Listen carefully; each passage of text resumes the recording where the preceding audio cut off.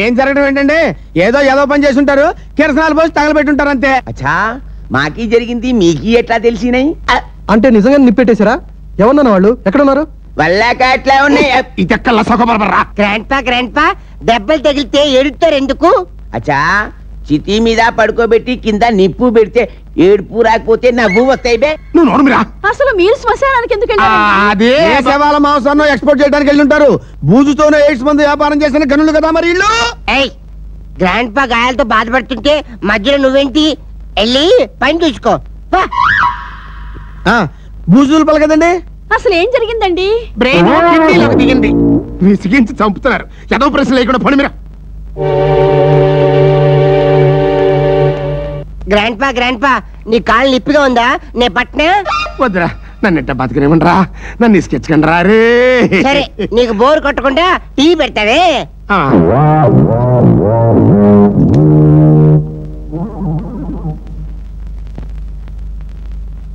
నమస్కారం.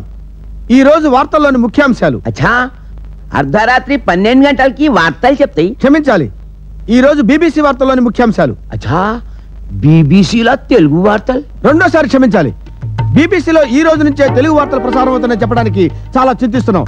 తొడల్పూర్ మహారాజా వారి ఏకైక కుమారుడు తింగర కన్నా యువరాజా వారు వారం రోజుల నుంచి కనపడటం లేదు.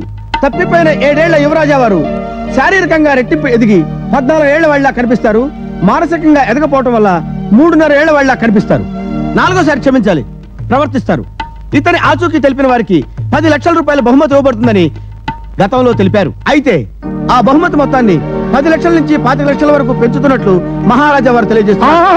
అచ్చా, లింగంజీ, 10 లక్షలు 25 లక్షలు ఇంకా కొన్నాళ్ళగితే 25 లక్షలు 50 లక్షలు అవుతాయేమో అని ఆశపడ్డ వారికి హెచ్చరిక. బహుమతి మొత్తం పెంచడం జరగదు. ఇకపై మీ ప్రయత్నాల్లో మీరుండండి, త్వరపడండి. ఆలోచించిన ఆశాభంగం నేడే చూడండి. 5వసారి క్షమించాలి, నేడే అప్పగించండి. ఇప్పుడు కొన్ని వ్యాపార ప్రకటనలు. నిరోధ వాడండి, ఎయిడ్స్ వ్యాధికి మందు లేదు. బూజుతో ఎయిడ్స్ వ్యాధి మందు అన్నది పచ్చి అబద్ధం. ఆ మాట చెప్పిన వాణ్ణి చెప్పుచ్చు కొట్టండి. నన్ను చూసి చెప్తాడంట్రా. అన్ని చెప్తాయి గాని తొడల్పూర్ మహారాజు అడ్రస్ చెప్పడేంది లింగంజీ? అదే చెప్పబోతున్నాం, జాగ్రత్తగా వినండి. చెప్పేస్తున్నాడు. మహారాజా వారి చిరునామా టీవీలో అట్ట చుక్కలు వస్తున్నాయంట్రా.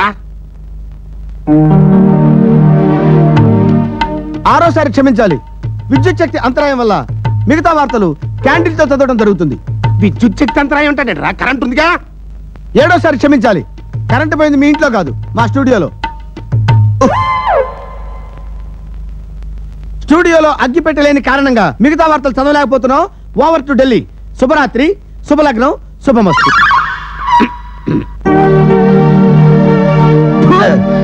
ఈడెవడరా ఎదవ లసాకోపరపరంతా చెప్పి అడ్రస్ చెప్పడం మనిషాడు.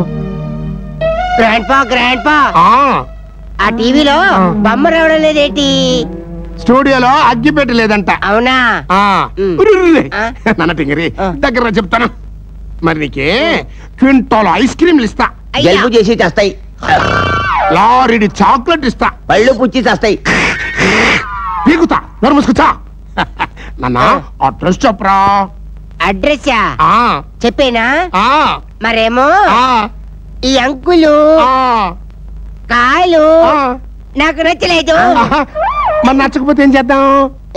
నేను చక్కగా పుట్టుకని చేద్దామా?